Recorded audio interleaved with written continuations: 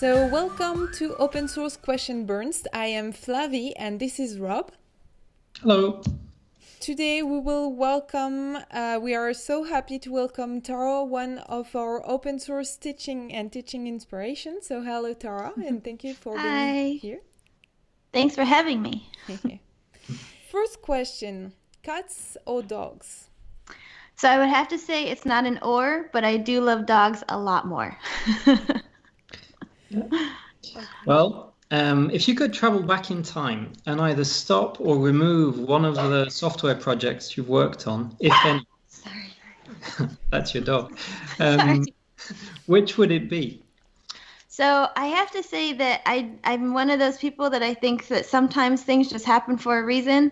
So I don't think I would stop any, because even with something like LeftPad, where there were a lot of not great things that happened, there were a lot of really good conversations about open source that came out of it. Okay, cool. All right. When did you start coding? So I actually started in second grade using Logo programming language to make a lot of shapes with a turtle. Okay. And so nowadays, I guess, most likely you're using a package manager. And do you have a preference between Yarn or NPM or maybe another one? Well, so I do think that Yarn did a great thing by kind of putting fire under NPM to speed things up. I am still an OG NPM person. I do believe that the team is really great, and they're making a lot of strides with NPM 5 to move things a lot faster and add really cool tools like NPX. So I'm sticking with NPM. Okay, cool. All right, makes sense. And about coding too, at which age should kids learn to code? So disclaimer, I do not have kids. But I have taught kids how to code, and my nephew actually started using Eclipse at age 7, so poor thing. But I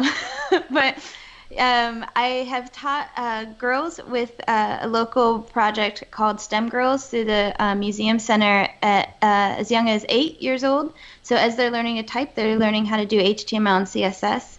And I think getting kids into actual code sooner rather than later, instead of WYSIWYGs and drag and drops, is really good for them. They loved it. All the kids I've taught have really liked it, and so I think we can give them more credit and start them out in actual code sooner. That's really cool. That actually maybe leads into the next question. So, of all the projects you're working on, which one is the most important to you right now? So that definitely does add together. So my coworker and I, her name is Jen Looper. I had started teaching HTML and CSS to young girls and STEM girls, and she used to be a Girl Scout. So we actually worked together at NgConf last year and she made an actual Girl Scout coding badge. So we can now teach Girl Scouts how to code, give them a certificate and an actual badge for their sash on coding. So I think that's by far my favorite, yeah. That's pretty cool. Yeah. And so when you're coding, do you have a preference between Vim or Emacs? Do you use one of them? Yes. So I am a big Vim fan. And I'm much more productive in Vim than anything else. And I like starting from bare bones and adding what you need as you need it. So Vim for me is the ticket. All right, well, maybe some of ours will fit this question, but what's the weirdest question you've ever heard from a developer? So I could not think of any, and so I have to say that no questions from developers are weird because they all are there for a reason. That's a good answer. Good. All right, cool. And for your design, do you have some preference between the following framework? NgPrime, Matter UI, Kendo UI, or pure CSS for your application?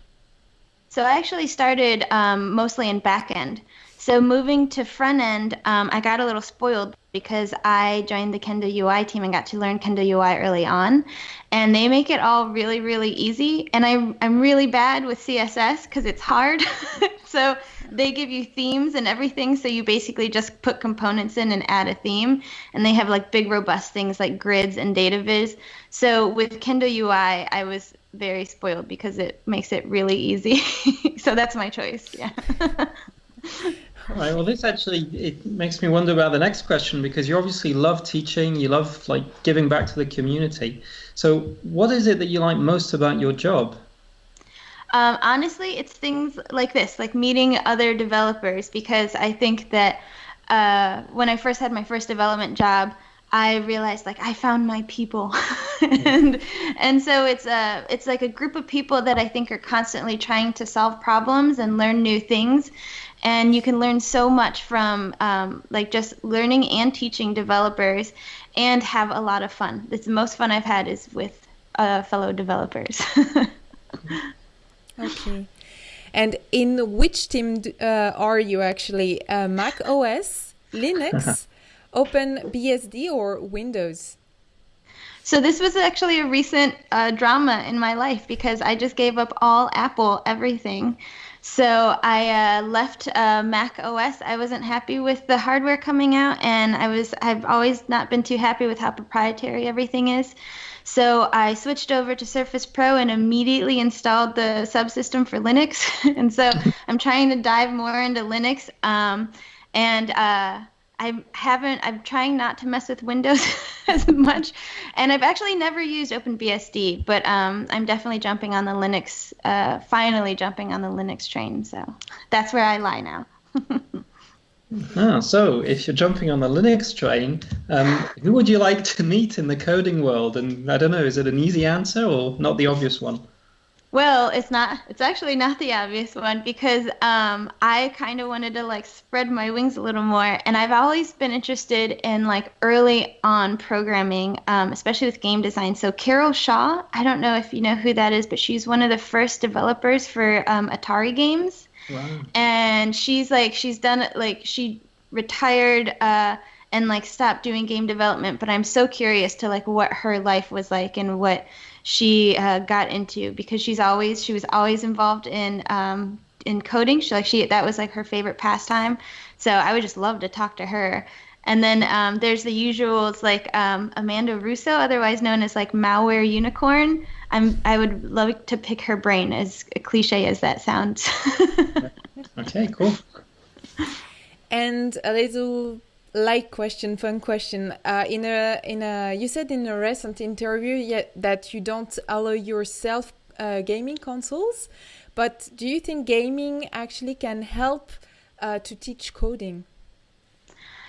So I think that for anybody that has much more self-control than I do and can get off of playing the video games, that yes, I think you can learn a lot. I mean, even just with hand-eye coordination, but I think that understanding what's happening in the game can tend to take your mind into like how people are able to code that. And I think there are a lot of educational games out there. So yes, I do think that you can learn a good amount of coding from playing video games, just not for like 8 hours at a time. That's my problem. Sure.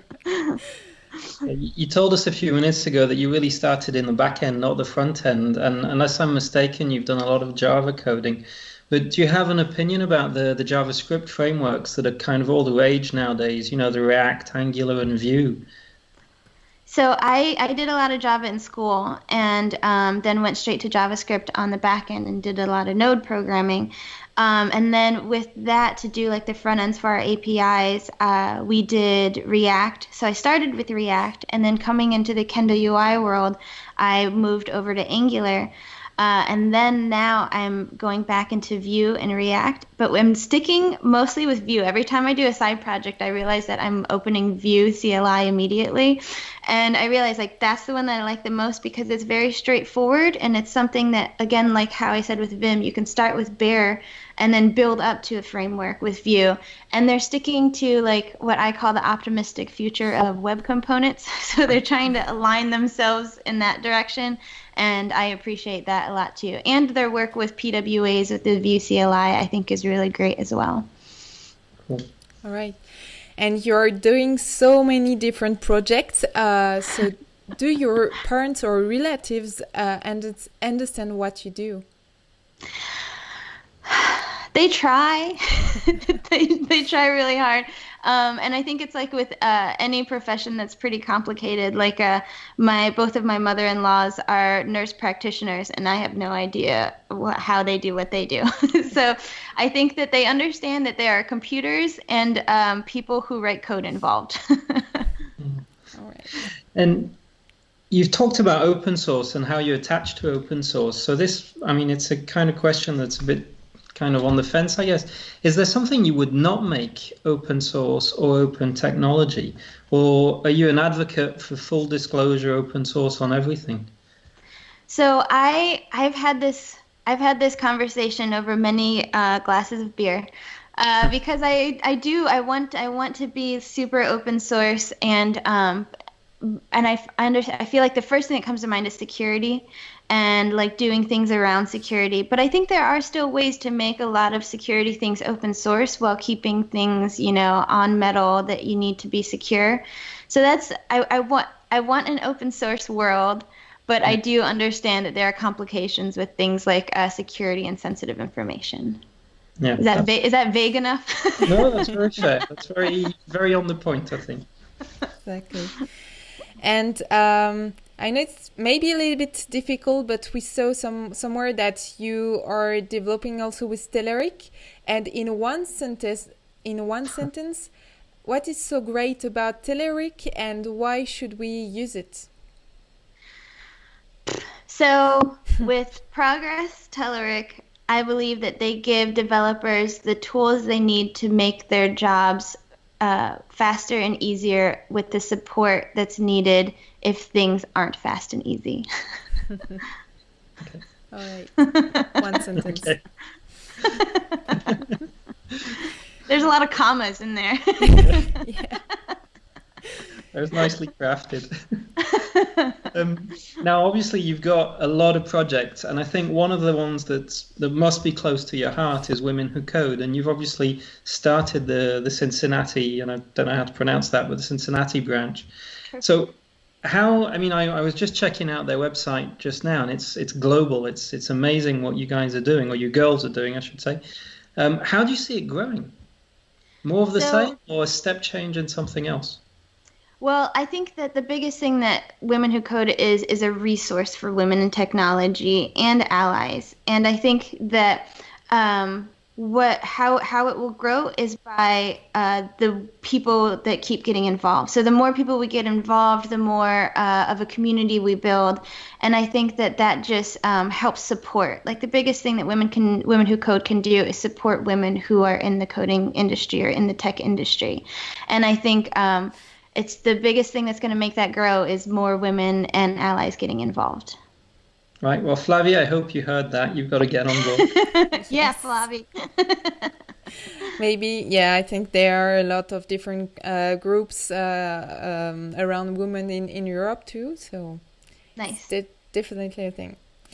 Another question about open source. In your opinion, what open source project do you think is underappreciated and should get more fame and attention at the moment?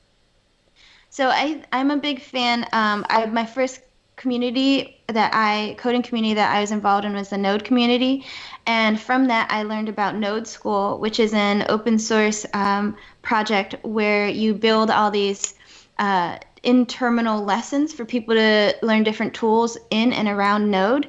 And I helped start the Cincinnati branch of the NodeSchool here. And you basically kind of get people together to learn, and you have the resources you need on your computer, and then you just learn together. And I think that it's a great way to learn. It's a great way to bring people together. And I think that the more help with NodeSchool and NodeSchool workshoppers, which are the different lessons, would be awesome. A great use of your open source time. Okay. Well, all this open source is great, but how did you earn your first money ever? Selling lemonade, or I don't know. Oh yeah. So when I was younger, I was big into different small businesses that I could run, and that was like one of my favorite things to do. But the very first time was when I was 5 at the garage sale. Our family had a garage sale, but me and my brother and my 2 cousins realized we could sell like bags of candy and inflate the price and make money off of it. And I remember we like charged like a nickel for this, like for each little piece of caramel, and we had so many nickels we threw them in the air. And it was like a very good feeling that has stuck with me. Okay, good memory. Okay. And if you have a day off, what do you prefer, hiking, swimming, or watching a good movie? Definitely hiking. I'm a big fan of hiking. I took this year I took my camper and went on the West Coast to go to user groups and meet up at a bunch of meetups, but also go into the mountains and hike a bunch. So I love hiking, and I'm not a very good swimmer, so that kind of rules out swimming. Okay, hiking, definitely. Okay, so and so let's just imagine that sadly a solar eruption ends the whole digital age. So what would you turn to? What non-software job would you do? So it's funny because somehow, even though my whole job is to get rid of tedious tasks and program them to make it more efficient and not tedious, I really do like tedious tasks. So I feel like I would be like one of the people that did like research on plants, where I had to like cut apart different plants every day and check them on the different like scale of scientific research. So that I would be that. I would still be a nerd, but it would be in a lab. Okay, cool. Well, thank you very much. That's great. Thank you very much. That was really fun. Thanks for having me. So thank you very much, Tara, for being here with us. And thank you for watching. Like this video and subscribe to our Let's Put YouTube channel to get more of this super great open source video. Bye. Thanks. Bye.